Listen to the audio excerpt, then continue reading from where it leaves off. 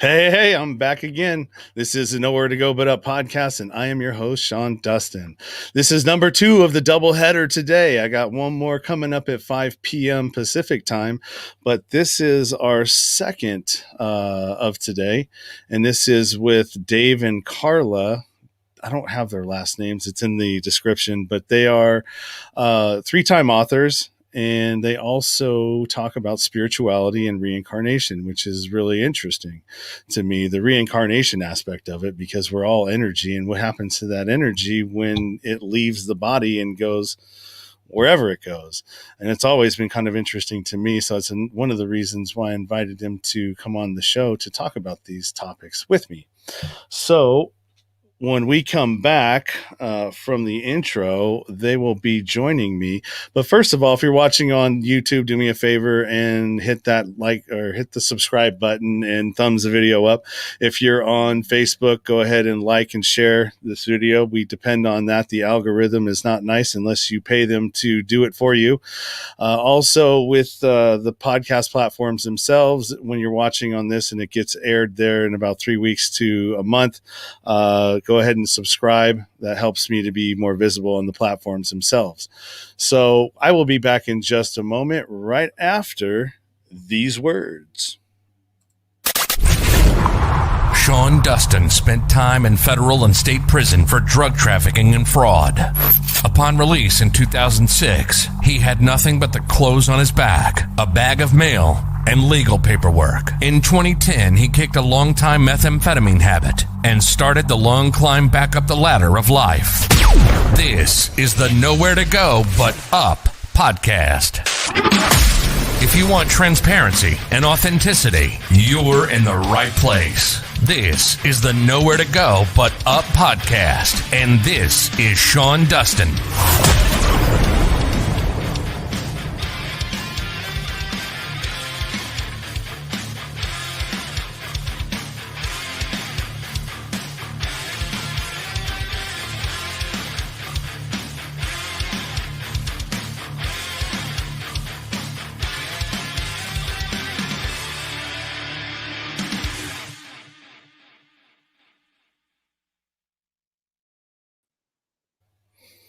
Hey. How's it going, Dave, Carla? Great. We're doing great, Sean. Thanks for joining me today. Thanks for taking some time to hang out with me and talk about spirituality and reincarnation. And one of the things that I read in your biography or your bio, Dave, is that you did some work in prisons. I actually did, Sean, and that's why we even saw your podcast and we thought there might be some potential. I actually was a physician and took care of, for, 3 years, partly a prison population. So the spirituality in the prisons and those things have always been an interest to me too. So if you have any questions that way, we can certainly go down that path too. Awesome. So you guys are longtime friends, colleagues, coworkers. Explain to the audience the connection that you two have and why you're here. Well, first of all, in 1998, Dave bought the medical practice where I was working. I was the office manager there, and we became good friends rather quickly. I didn't have a brother. He was like, the brother I didn't have. And, as time went on, we were normal people with the usual problems, life stress, all of those things that get in our way. And in the office, we were implementing electronic medical records because it was mandated. And it was really stressful. We're not 29, 39. We were used to doing everything with a chart and paper and pencil. And everything had to be computerized. And it was so stressful. And for Dave, it was taking a lot of time away from the patients themselves. He had to check every box and ask every question and everything the government was asking you to do. And he was really stressed. And I like to say that he's normally a cross between Yogi Bear and Fred Flintstone. And he really was not. He was just, it was sad. I couldn't talk to him. He was cranky. He just was not reachable. So Ironically, I was reading one morning in AARP magazine. Okay, that dates us, guys. But um, there was an article in there about meditation, and I was surprised that it was in that magazine, but it was really enlightening. And I thought, maybe we should try this in the office. So I took it in and I said to Dave, you are not yourself. I don't know what your problem is. I know it's stressful, but either I can call a counselor for you, or what do you think about trying meditation as an office? And of course, he said, well, let's try to meditate first. And so we decided we would do that. And there were two other girls in our small medical office. Dave's a physician and I was his office manager. And the first 2 days, the other girls joined us. The first day, we all admitted it was so tough to shut your brain down and to concentrate on nothing. But we did it, and it was a half an hour before the patients began. The next day, we did it again, and we all saw different colors, and we relaxed more. And then on the third day, the other two girls said, we don't want to come in at 7:30. We'll do it at home. So it was just Dave and I, and we began to make this the normal practice whenever we worked, and we also did it at home. And, there's great benefits to meditation that we learned, and Dave being the medical doctor, he'll explain some of those to you. So, again, this is 7 or 8 years ago now, and it was literally, it became a 16-hour day. I was getting up at 5:30 in the morning, started to work on the computer. Now, it did get a lot easier after 6 months or a year, but at this time, I was becoming really a bear, and I'm usually, like she said, relatively friendly and happy. And it was amazing to me because even after the first 3 days, I would jump up and run back down the hall and start seeing patients, and it seemed like it was some sort of magic that we actually shut all the computers off, didn't look at our cell phones, did nothing but relax, lit candles and just meditated, and the peace was wonderful. Found there were lots of benefits to meditation. At that time, I was going through a lot of other issues besides the medical records. My marriage was falling apart. I weighed about 325 pounds. I'd become horribly unhealthy. Meditation was teaching me to become my better self. And we'll tell your listeners that during the early part, I set a goal. I said, if I'm going to be my best self and relax and do all these things, I think Carla was sort of answering a prayer for me, because what happened is I set a goal, and 1 year later, I had lost 116 pounds. Wow. Meditating every day, going for a walk, eating right, the weight fell off. I found out that blood pressure goes down when you meditate, blood sugars go down when you meditate, cortisol goes down, which is that stress hormone that makes people gain weight. It drops, let alone the anxiety and the stress and everything that was going on in my life. I just felt better. So we kept meditating, and we started having strange or different experiences. I would see things and I'd tell Carla, and we started just journaling things I was seeing. One day, I had a memory, and the memory was about my childhood back in 1962 when I was 3. So if you can figure out my age if you want. But my dad was a high school principal, and he was a high school teacher then, and he was still working on his graduate degree.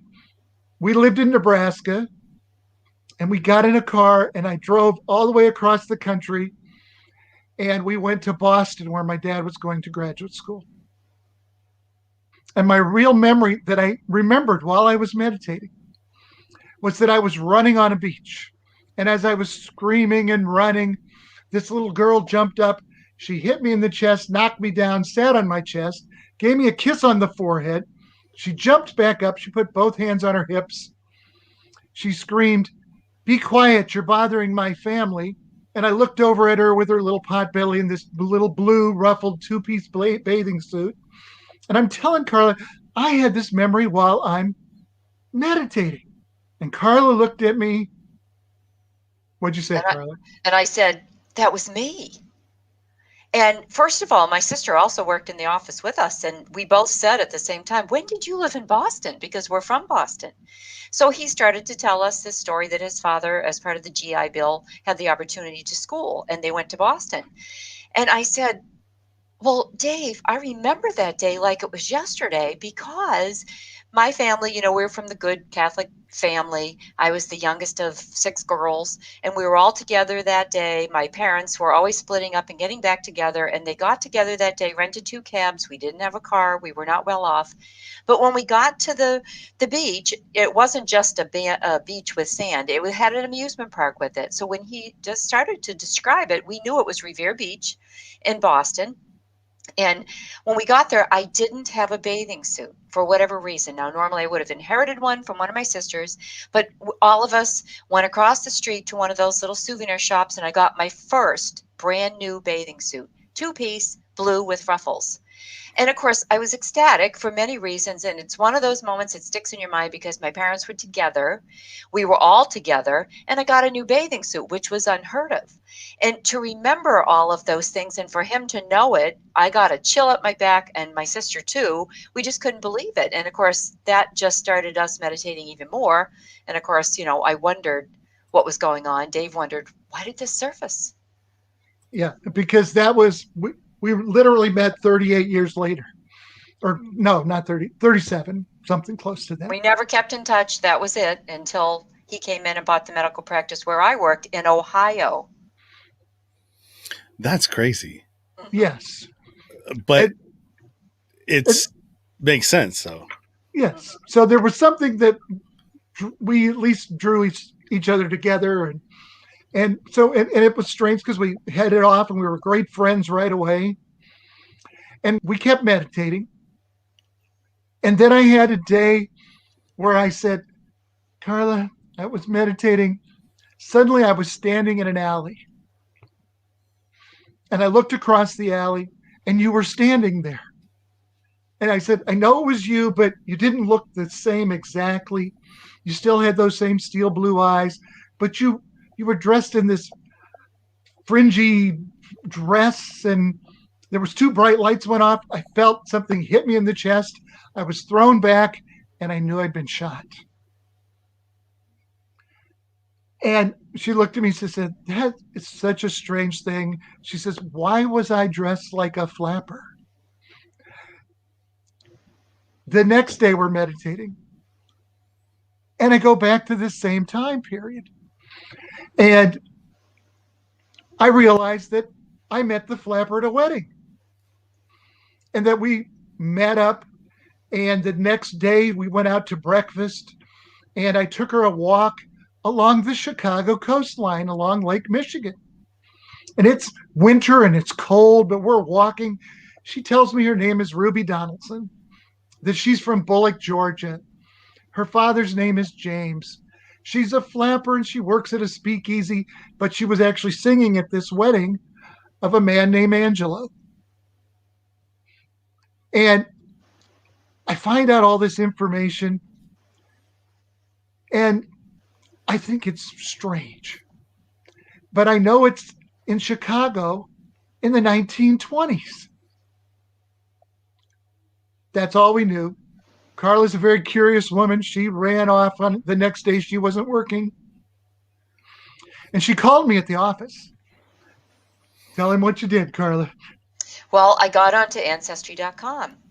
And certainly, what did I find? I found a birth certificate for Ruby Donaldson, born in 1904 in Bullock, Georgia, to a James and Anna Donaldson, one of 11 children. And I could find pictures of them. I didn't find any of myself, but there were some on Ancestry. And then I found, knowing that it was a man named Angelo, and somewhere in there he told me that he was a gangster. I found an article from a newspaper in Chicago from January the 10th, 1925. And that was the wedding of Angelo Jenna to Lucille Spinola. They were married at Ashland Auditorium in Chicago. There was another article. It was a picture of their 10-foot wedding cake because they served over 3,000 gangsters.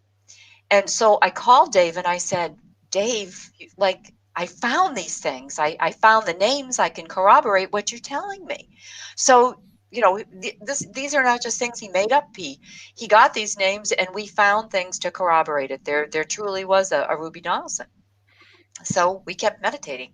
And if that's not enough, we kept meditating, because here we have this memory that's from 1925, before we're born.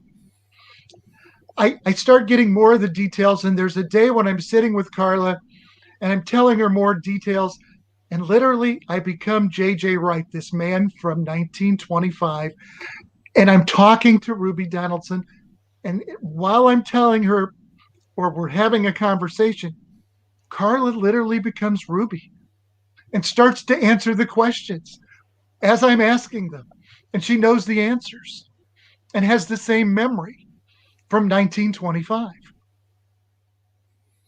It was very strange, because it was like an out of body experience, that I'm knowing these things and I'm thinking, where the heck did that just come from? How did I do that? It was so strange. And Dave and I were not, he was married, I was married, and all of a sudden it was abundantly clear that we had feelings for each other. And so at that moment, we both ran out of the room and went separate directions. And the patients started to come in, and we just avoided each other like the plague. Almost like you guys were doing something wrong, huh? Yeah, Yes. because we had a memory that was before this life. And I certainly didn't think it was possible. Now, since then, we've actually got in a car and drove to Chicago, walked down the street in Little Italy, and turned a corner where I thought was the right corner to turn. And I found the apartment that Ruby Donaldson lived in 1925, there from my memory. And a friend of ours who was still interested when we were telling him the story actually went back and found the apartment building, and it was actually built in 1899 and has been an apartment building ever since. So we have this life before this one. And we kept journaling everything that happened after that. And soon we found 42 other memories that I had, 34 other memories that Carla had, and 29 of them that we shared over the last 6,000 years.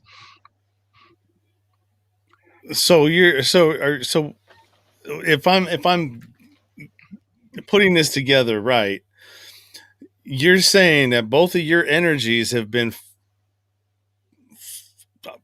I don't even know what the word to say.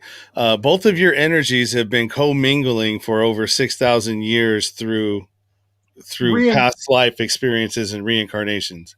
Correct. 29 times. And we started running after that, because we started writing parts of the stories.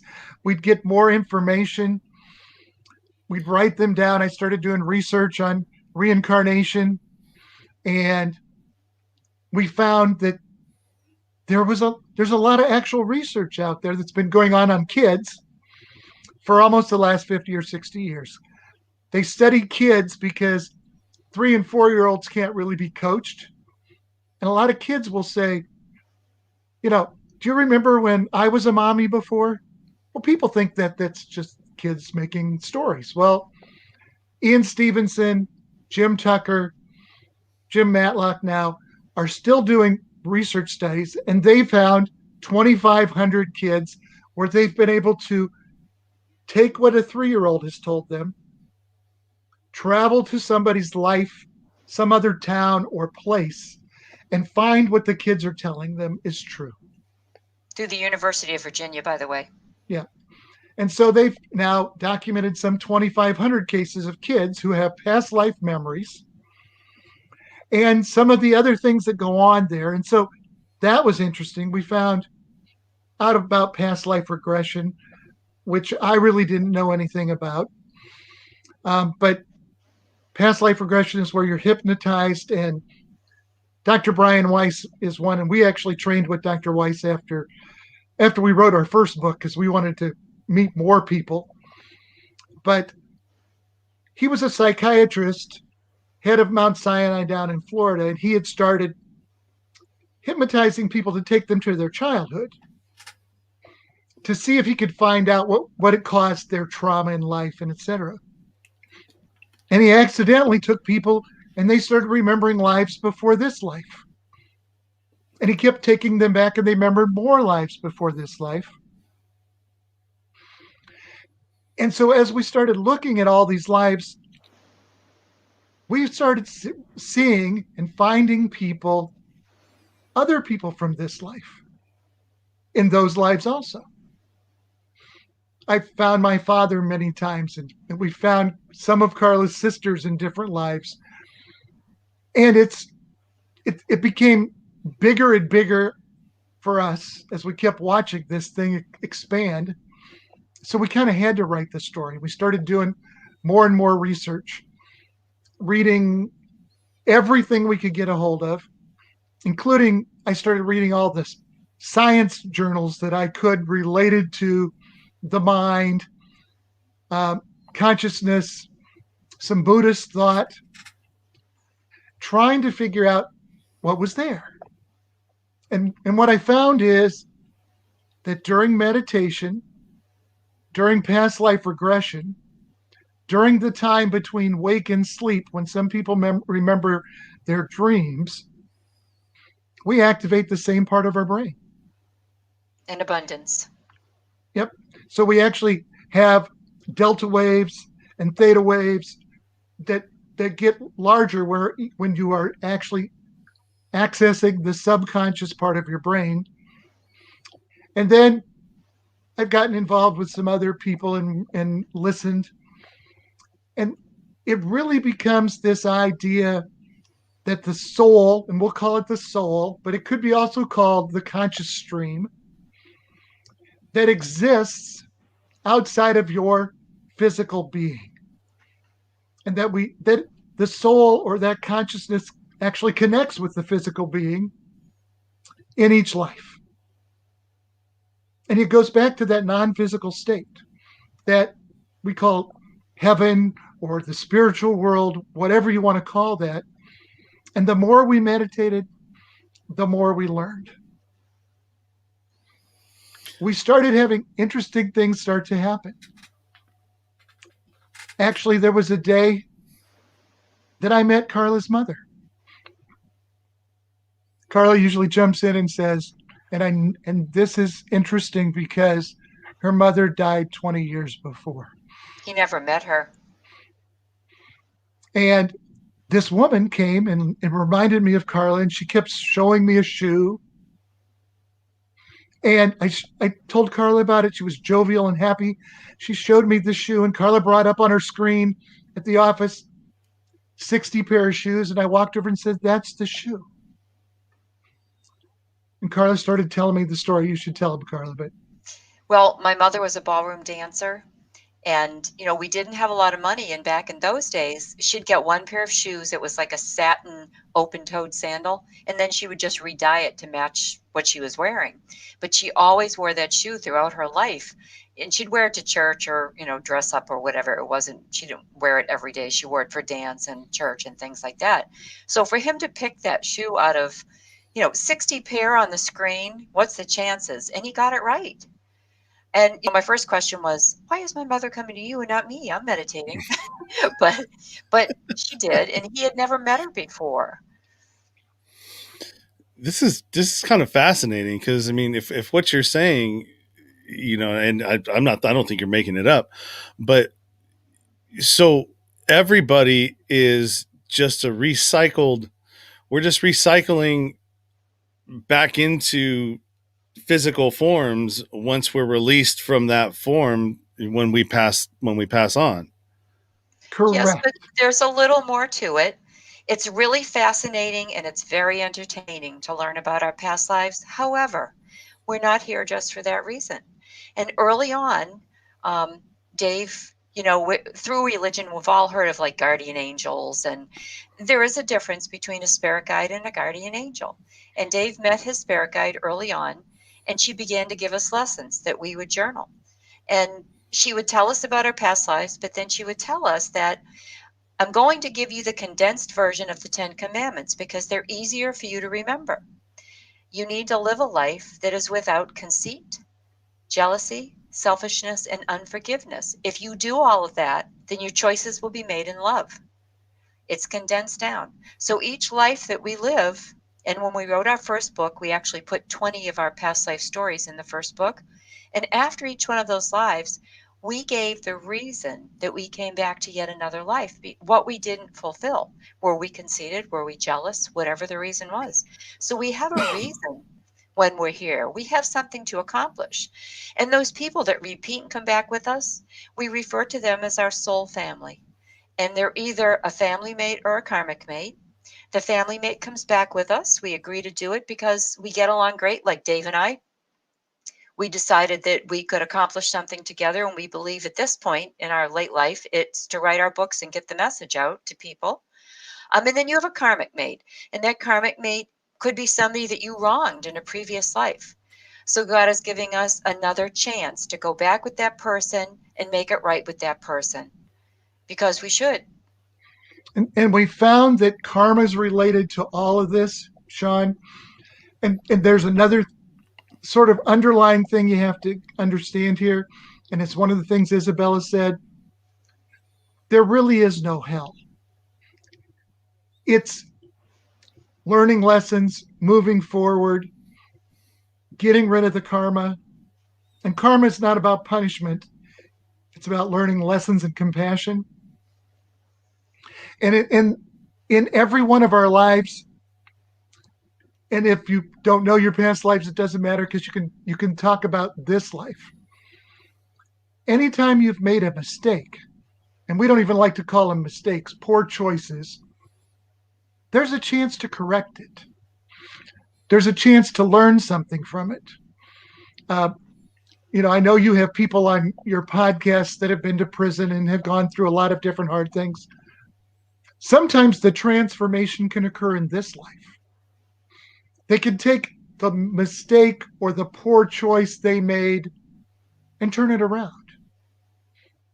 Then you start to look at some of the patterns that we saw, because we looked at our past lives and we found, I'll give you an example, a life where we were Vikings landing on Scottish soil, trying to battle the Scottish. In the next life, we were English fighting the Scottish. In the next life, we were Scottish fighting the English. In the next life, Carla was of Viking descent, part of English royalty, and was fighting the Scottish again. Because you actually fought on both sides of the same war. Because you get compassion. To learn compassion.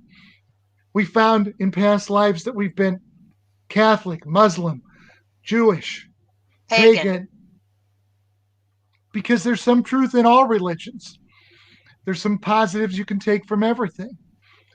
However, if you live the other side, you realize the other side can't be wrong and you're right because you were the other side.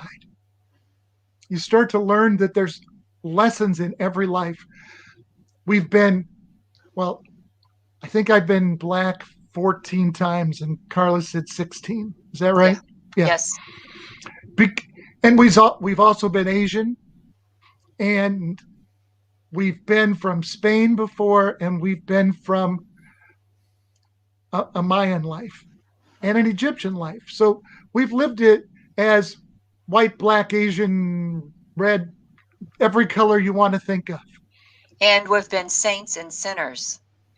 Rich and poor, slaves and slave owners. Because if you aren't on both sides of every issue, how will you ever understand?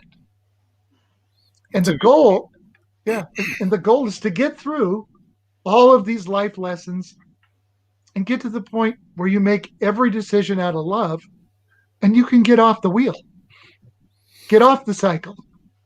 So if I'm understanding, there is a graduation from this once you learn how to live in love and be that, whatever it is, that light and that source of energy, the light. You've raised your vibration, whatever people like to use as their word. When you get to the point where you're making all choices out of love, you become love and you return back to Tao, source, creator, God, universe, whatever your term is.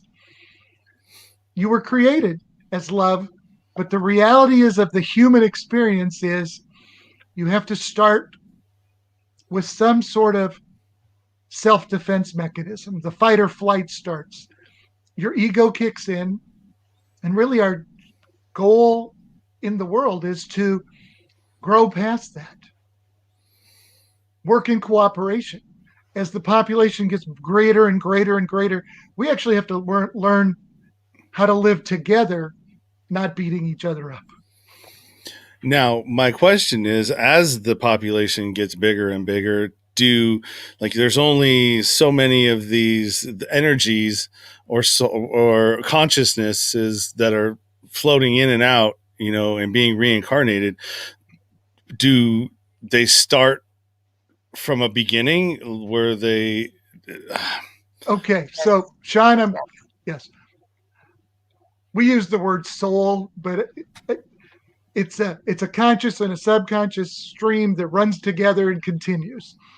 The soul connects to you. If you look at some of the reincarnation research, probably it's an evolutionary point in world development. Whatever the energy that we are created at from the beginning of the Big Bang, whatever the energy, the universe that starts, this energy source, God, creator, we expand from that in all directions. That part of us that becomes the individual. It's created fully and complete in love, but it comes here and it has to compete for survival. Well, once it no longer has to compete for survival because it's learned every lesson, it returns back to God, Tao, source. So you can get off of this to a world that is the spiritual world, heaven as some people call it, where you're back one with God. And Sean, I think, I'm not sure if this was the question. In the beginning, all souls were created at the same time. And God sent us down a little at a time, but there are still a few souls waiting to be incarnated the first time. So as the planet grows, there are ample souls. In fact, they've found through research, through the University of Virginia, that these souls are coming back quicker. In religion, you might have heard it called atonement. In the reincarnation world, they refer to it as life review. It actually is taking a short amount of time as more people are on the earth. We come back quickly. Yeah, the time between lives. Mm-hmm. Yeah, the time between it's lives. Shorter. Yeah. We found earlier lives, a lot of them had 200-300 years between lives. And interesting, the research on children is now showing the time is something closer to 18 months when those between lives. So if there was a finite number of souls, the turnover is faster than it used to be. That's interesting. It's interesting. It is interesting. So you're saying that you can access these stories and these past lives through meditation, which some people use psilocybin, hallucinogenics to access the pineal gland, which I believe is where all of that stuff, allows and opens up into other dimensions and other levels of realities, right? Mm-hmm. Correct. That's what the pineal gland, whether it scientifically is really the pineal gland or it's a spot there, but yes. And Dave, we should say, Sean, that, we're just ordinary people. And until that day in 2014, when we started to meditate, we had no idea that Dave could access the spiritual world like he does. Now, we're on a lot of reincarnation sites and we have a lot of connections that way.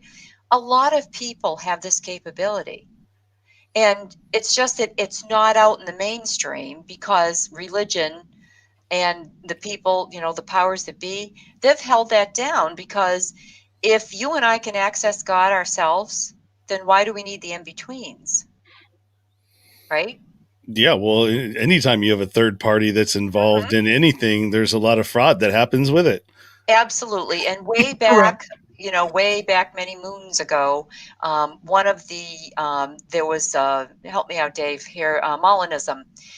It was a movement where people were meditating, and they actually outlawed it in the Catholic Church because they said that it was blasphemous, that you shouldn't be doing that. Well, hello. If you can access God in the spiritual world yourself, why would you go to confession? If you can confess right there to God. So they outlawed that. And I forget, I think it was, I don't know, one of those Pope Pius the 11th, I think it was, not so pious. Yeah. Sean, we started doing, so our first book was The Gift of Past Lives with Mother Isabella, God, and Elizabeth. That's where we talked about our first experience. But and can I say one thing, Dave? Sure, please. After that, Sean, my family totally did away with me, all but one sister, because they think we're crazy. So that's where, and Dave will explain to you, we wrote Hell No, Reincarnation was our second book. And we did a lot of research because we needed to kind of justify to other people. We were raised Catholic. We wanted to explain to them why we did the first book. And then Dave can tell you about some of the research that we did with Hell No, Reincarnation. So first of all, Sean, I'm going to say, I encourage everyone to ask for their higher power, their God, if they're trying to overcome things. We do talk in our book about different kinds of karma, including family karma and passing things on to your kids. Sometimes you can actually reincarnate back into the same family.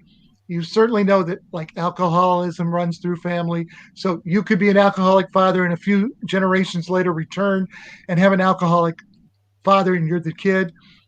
Trying to break those kind of generational karmas that follow us, abuse follows, those kind of things. Those are all lessons we have to overcome.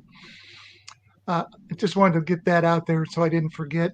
But we started doing as much Bible reading, as much research into reincarnation, as much research into the church as we could. I'm going to tell you a short story that's going to condense the Bible really down very quickly. In the Hebrew people were chosen by God. They all screwed up. And they got another chance. And he remade a new covenant with them. And guess what? In the Bible, they all screwed up again. And he made a new covenant, this time with Noah. First it was Abraham, then it was Noah.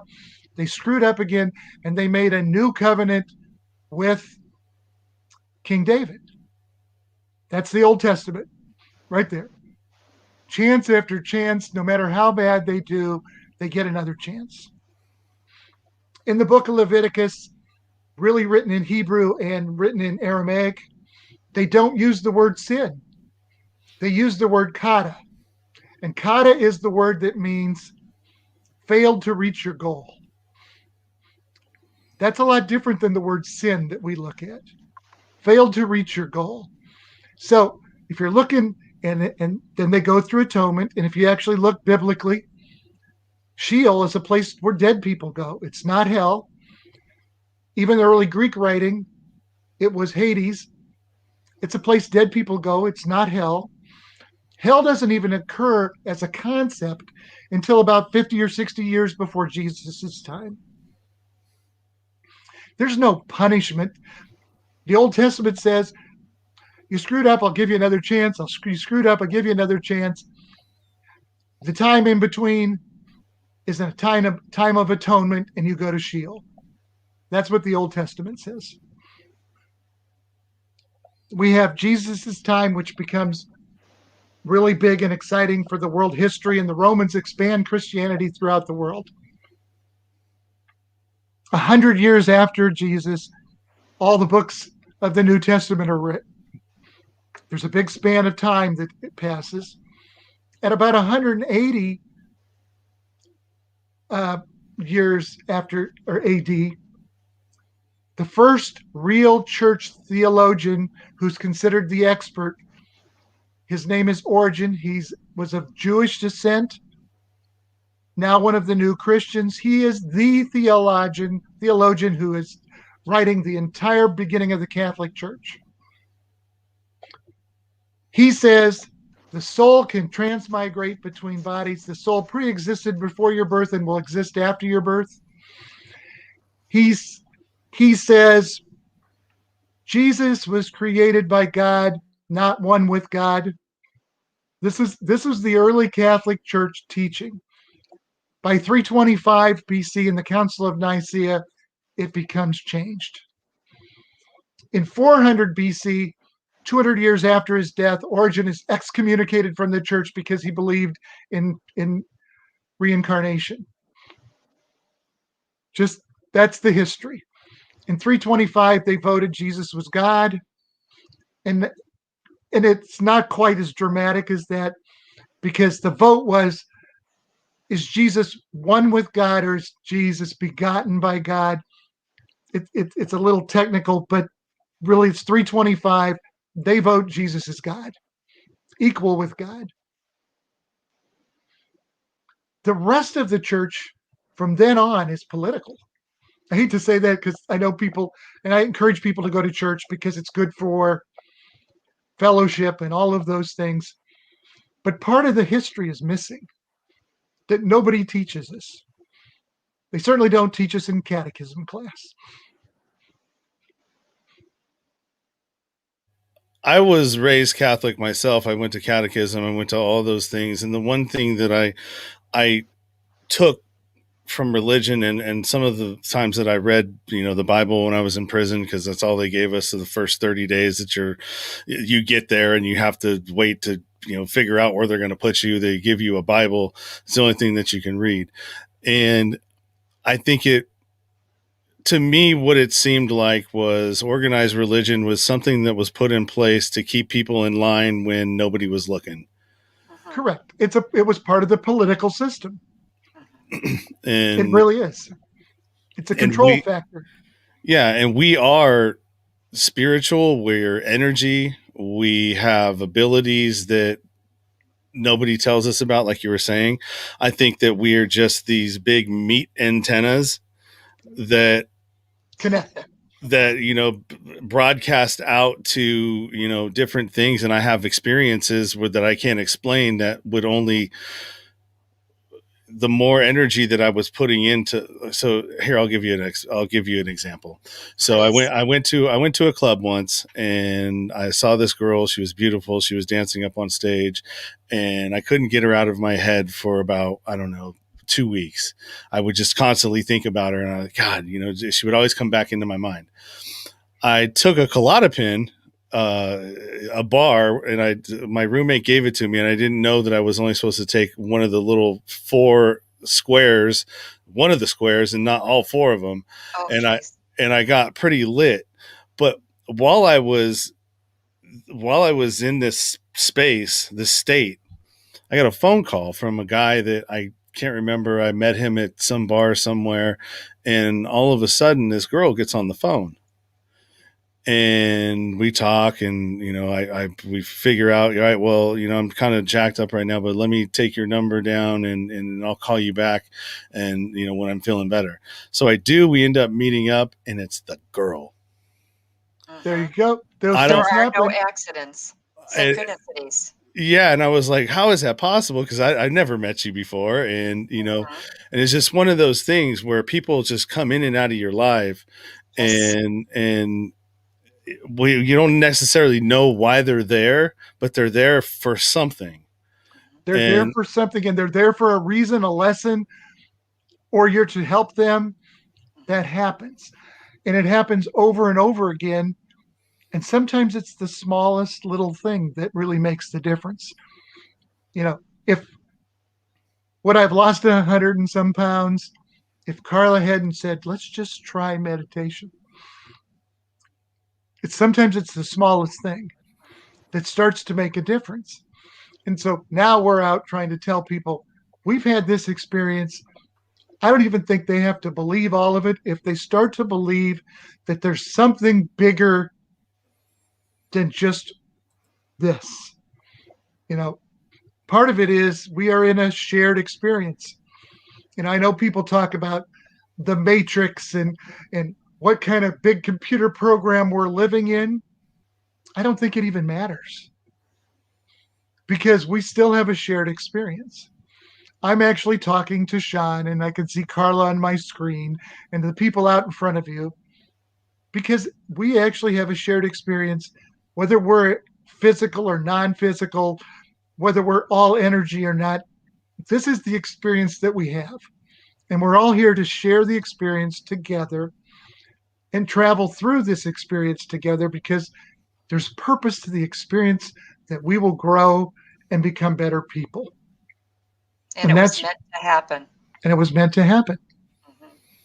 Yeah, for sure. I don't think that there's coincidences at all. And if you're in tune, I think the difference is that if you're in tune with it, you're able to notice it more so than people that really aren't in tune because you're not paying attention to it. You're paying attention to other things that, whatever it is, I think ego things. Yeah, ego things, whether you're trying to achieve something, for yourself.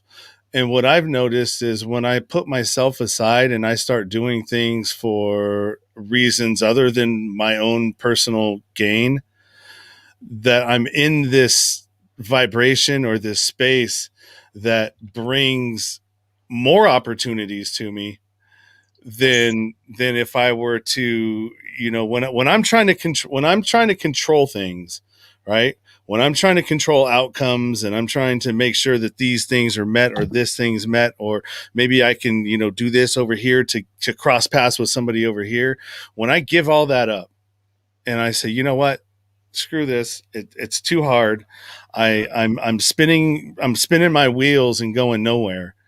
And when I finally just release it and allow whatever it is to take control, and hey man, just let me do right by the universe and let me just be that, whatever it needs to be, whatever I need to be, because I've almost died 5 times.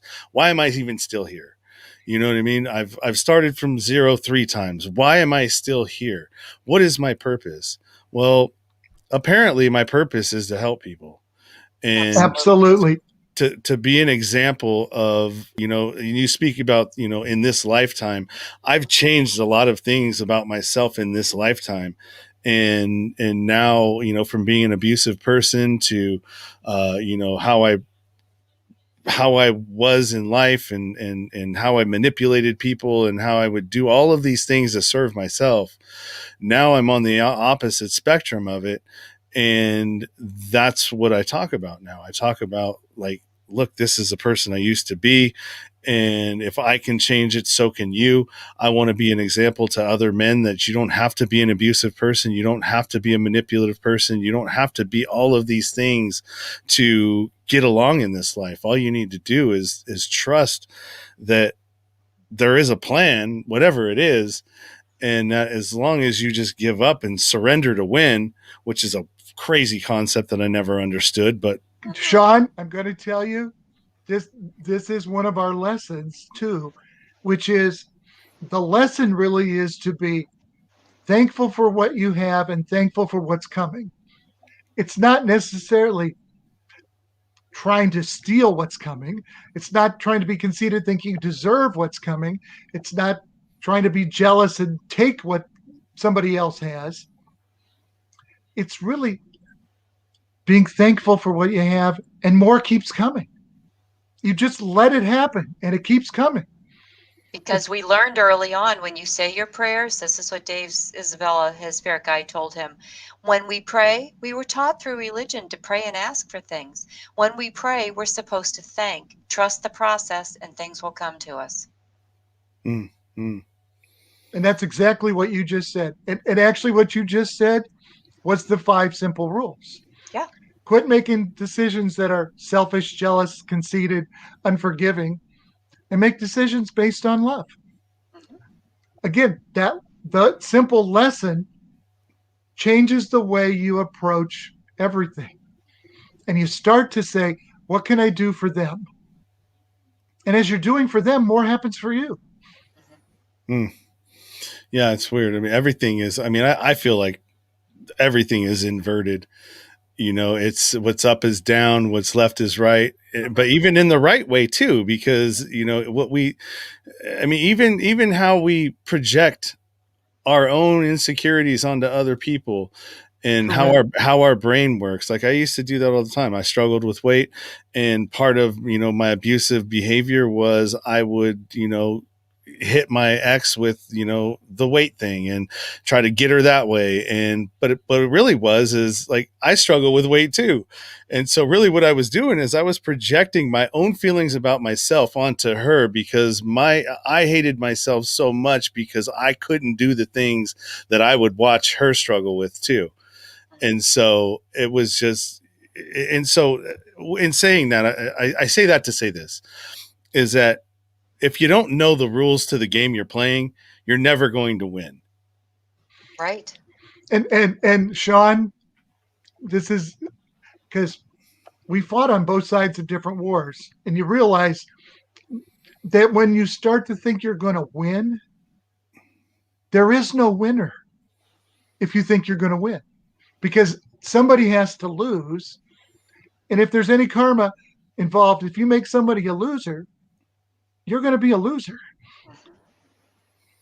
It's really a matter of how do you make everybody's life better? How do we move everybody in the right direction?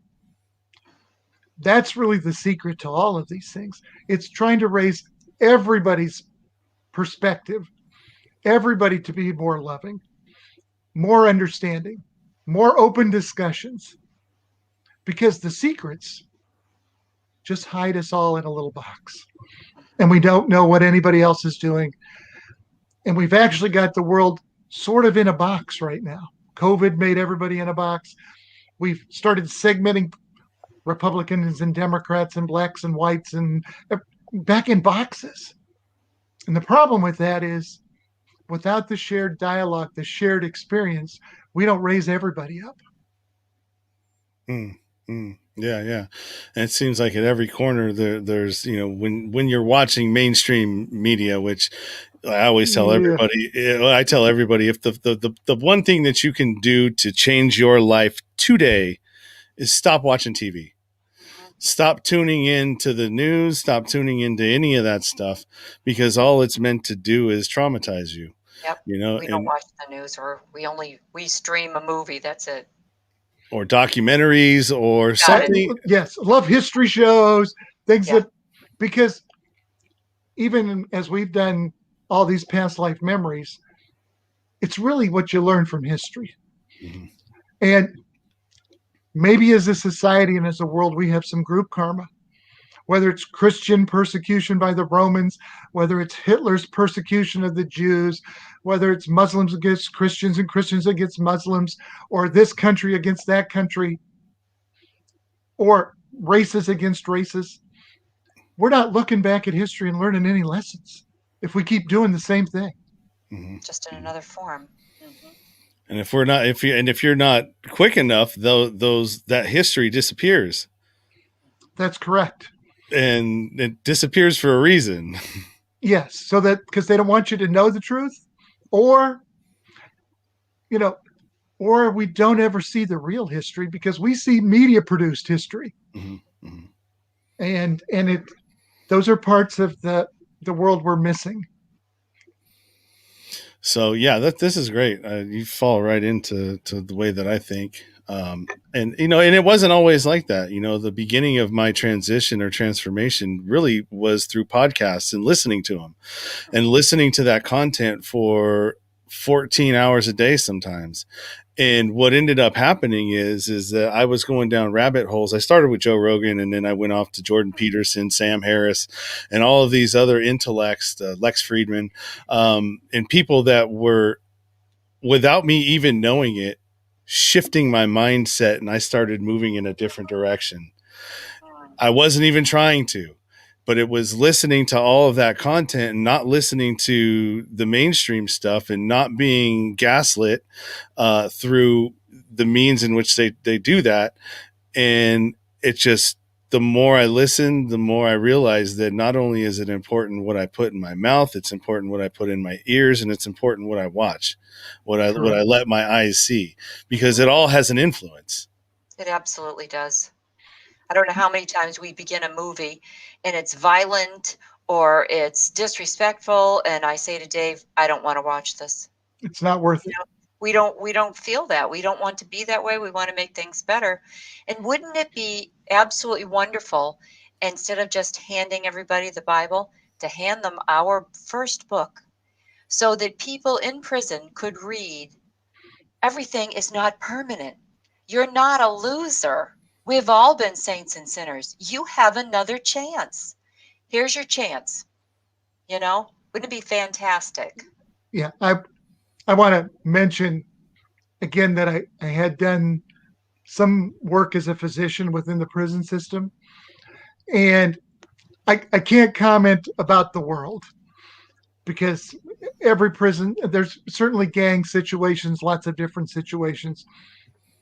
I'm going to tell you that the population in the prisons that I visited that was the most amazing was actually the Muslim population.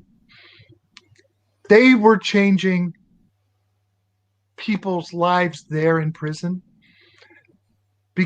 And I know that many people joined because it was a protection group.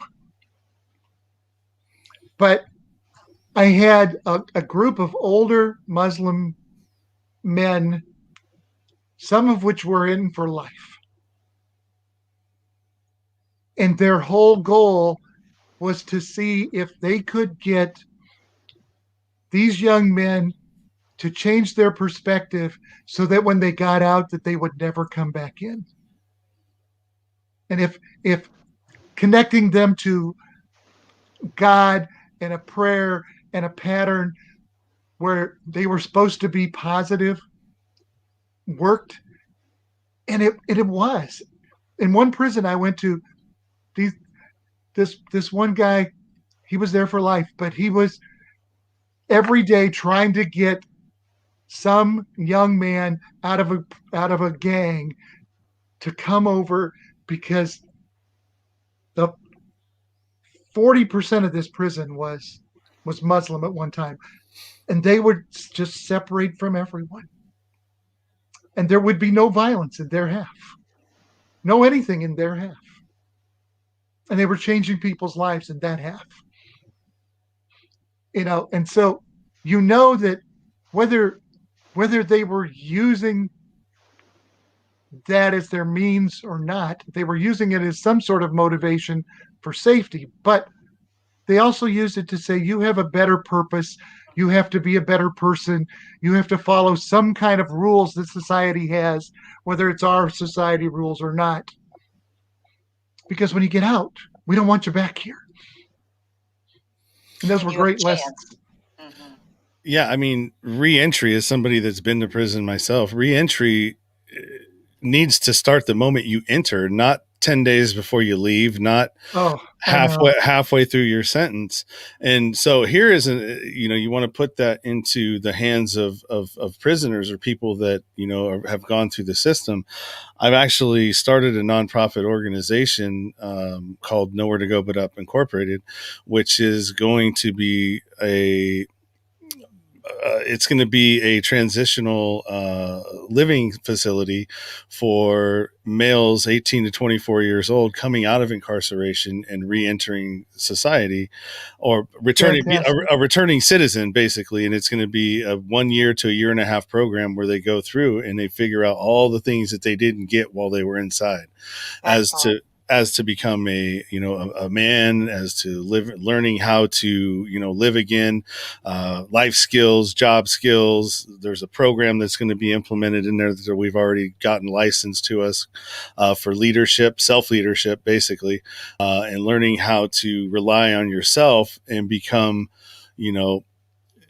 basically all the things that I had to figure out, which is, all of my problems start with me. Nobody else. No, that's the other lesson. You are responsible for your own actions, and that's the only reality that's true. And it's hard in a society that wants to blame everybody else. No, and the only choices that I have are two, right? It's either I accept responsibility for how I act, or no, actually, here it is. It's either I'm going to respond or react. Those are the choices that I have. Yes. I can respond intelligently or react emotionally, which usually gets me in trouble. So how I choose to the choice that I have is how I handle things. It's But it always also, the intention with the choice, and that's what karma's about too. You're hitting it.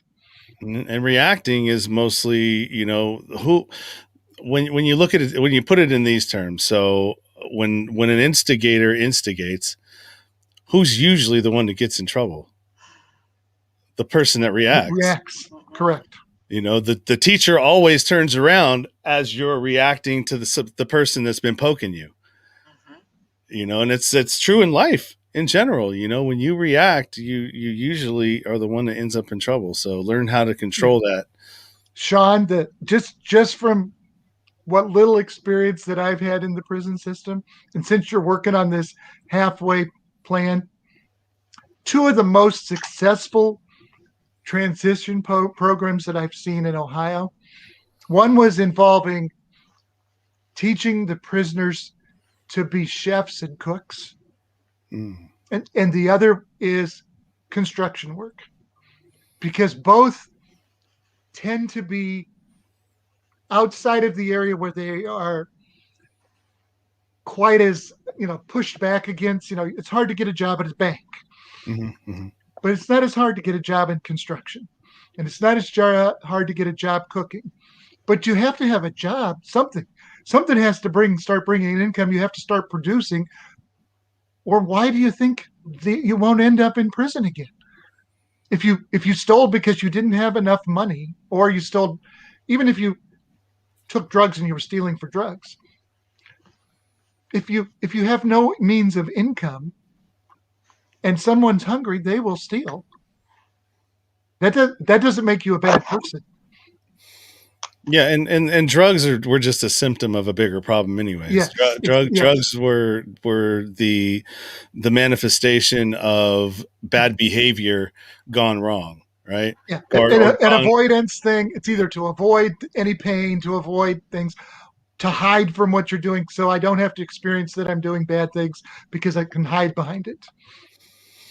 Absolutely. And you're 100% right. And I think another key element to that is removal from or not going back to the same environment that you left. Because even if you're working on things, what ends up happening is that since everything is so subconscious and auto response, even from lying to whatever behaviors that have been ingrained in that year, the time periods of what it took to get you to that point.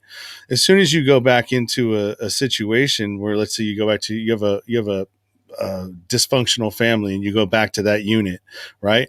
It's just going to leave right where it left off at. It's going to pick up right where it left off. Absolutely. And so because nothing got fixed while you were gone. Even if you did, it's still, you're going to revert right back into the same lane and pattern, because it's so comfortable, and so it's what you're used to, right? Right. And we tend to always go to what we're used to. That's the same reason why I used to self-sabotage all the time, because I grew up in chaos, and so and was always told I was bad, and so when I would start to succeed, I didn't know how to deal with it. I didn't know. It felt so uncomfortable to me. So I was like, I'm going to burn the house down. That way I can go back into chaos and all right, I'm cool here. I know how to operate here. And so, yeah, and I'm actually in construction. That's what I got into when I got out. I'm a union guy. I was involved heavily in the business aspect of it. I've been a sergeant at arms, a trustee, executive board member for my own union, and so that's going to be a part of it too, because I know the landscape of that, and also podcasting and teaching these guys how to do something that's going to give them self-esteem, because podcasting is what gave me my voice back and allowed me to realize that what you have to say is important. Yes. you know? Everybody's experience is important. That's why we come on these podcasts, not only because, and we meet people just like you, because if we don't all share our experiences, how are we going to learn? Or we're going to keep coming back to more and more lives if you believe in reincarnation like we do. But what if I can learn from you, Sean, and I don't have to come back? That's perfect. Yeah, that's the point, you know, and through stories, hopefully you don't that exact same thing happens, you know, what I'm saying or what a guest of mine is saying or somebody that I bring on is maybe the thing that you needed to hear to keep you going one more day. That's right. right. Even if it's Absolutely. one person, it's the trickle down effect, one person at a time. So yeah, and that's all we can hope for, right? You know, Yes. if I can just touch one person and be the difference in one person's life, then everything that I've done up to this point is worth it. Absolutely. Absolutely. That's what we think too, Sean. Just have to trust the process. Well, I really appreciate you guys coming on the show. I've got your website up there, thegiftofpastlives.com. That's where you can find all of the stuff, including your books. But I put all of the direct links to Amazon and your books in the description too. So if you want to go ahead and talk a little bit about that, because we didn't get into any of your books except for one of them, and there's actually 3 of them in your series, right? You want to do that, Carla? Well, yeah, sure. Yes, all of those books are available on our website as well as the other places. The Gift of Past Lives with Mother Isabella, God, and Elizabeth is again, it's all about our experience, how it began, and we included the 20 experiences. The ring on the cover of that book, there's actually a little vignette in the back of the book. It's actually a story within a story. That ring, the stone that's in that ring was actually found in Scotland. What was the year, Dave?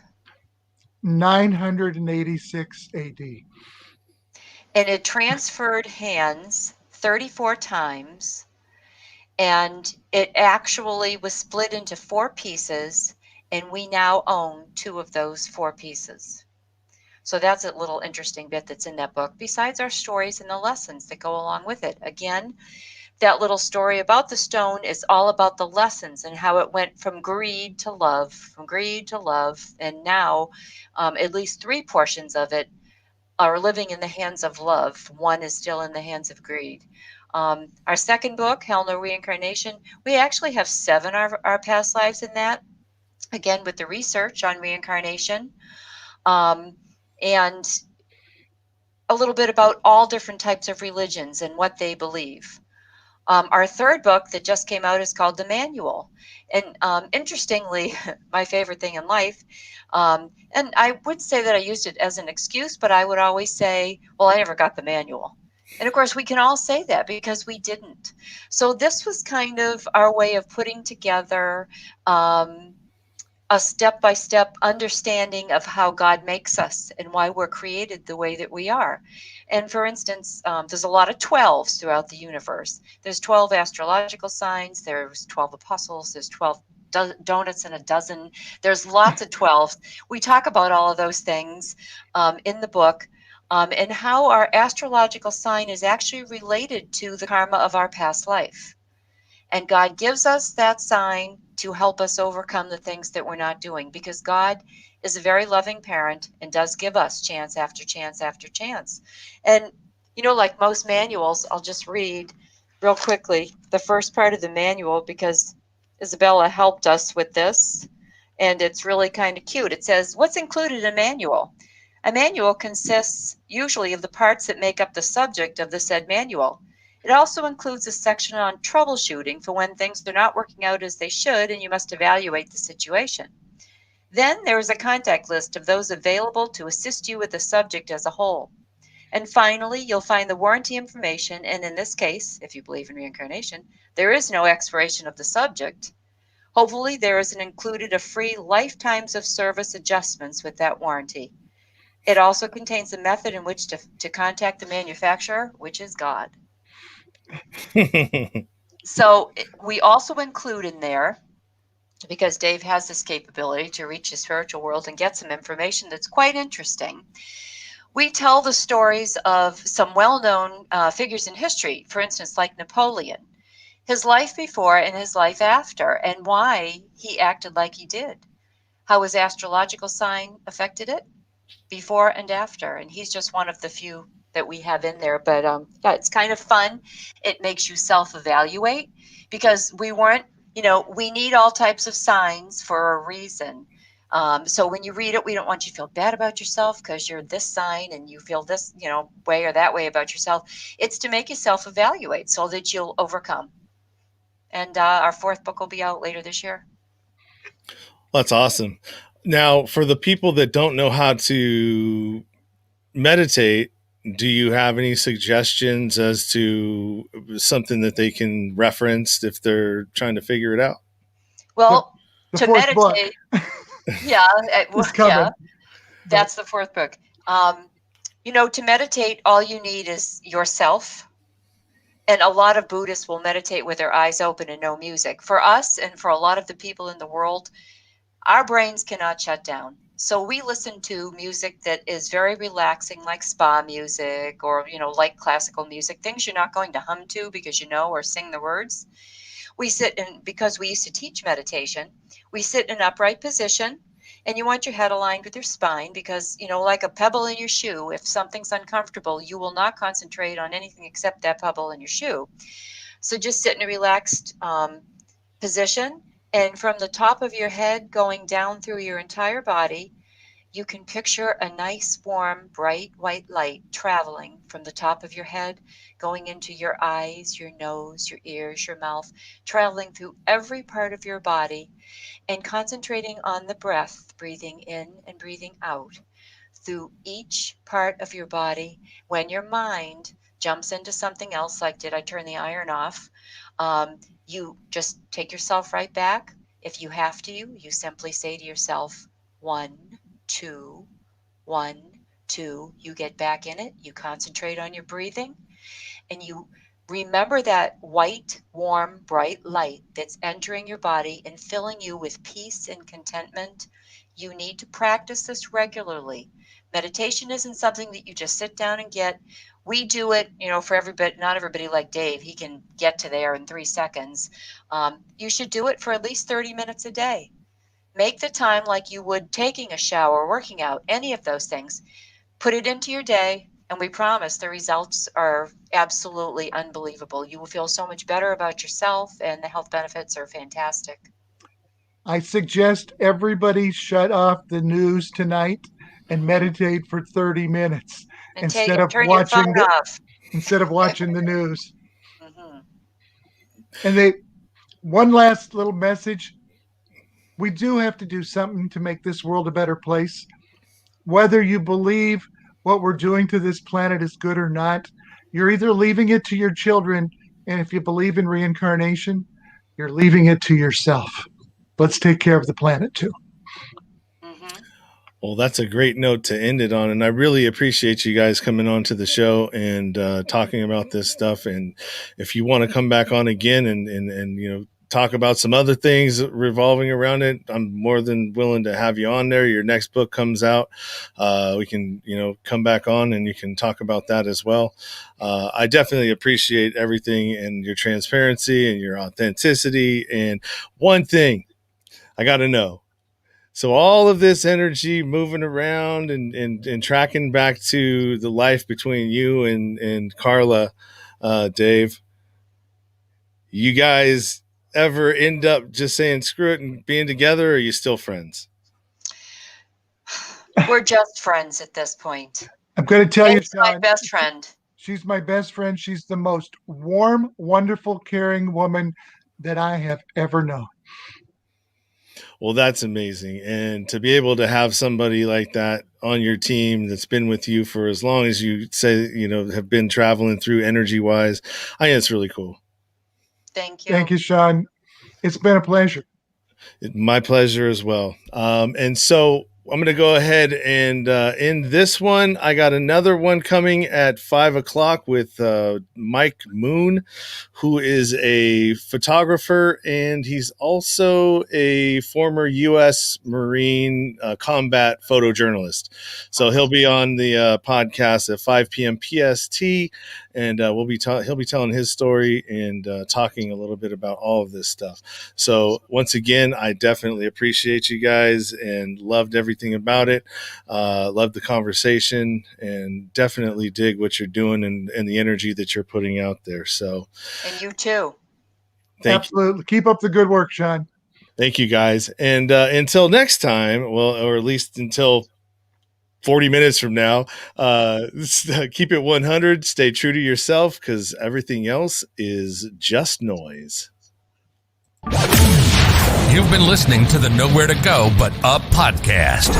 Sean is a single dad, a union blue-collar guy, and he spent time in federal and state prison for drug trafficking and fraud. When he was released from prison in 2006, all he had was the clothes on his back, a bag of mail, and some paperwork. Since then, he's turned his life around and shares the struggles and successes on this podcast. We hope you enjoyed the show, and we hope you were moved. To connect to the show, book a guest spot. For merch, Patreon, PayPal, and social media links, go to linktr.ee/nowhere to go but up. On Instagram at Nowhere to Go But Up Now. On Twitter at But Up Now. On the YouTube channel at Nowhere to Go But Up Podcast. See you next time.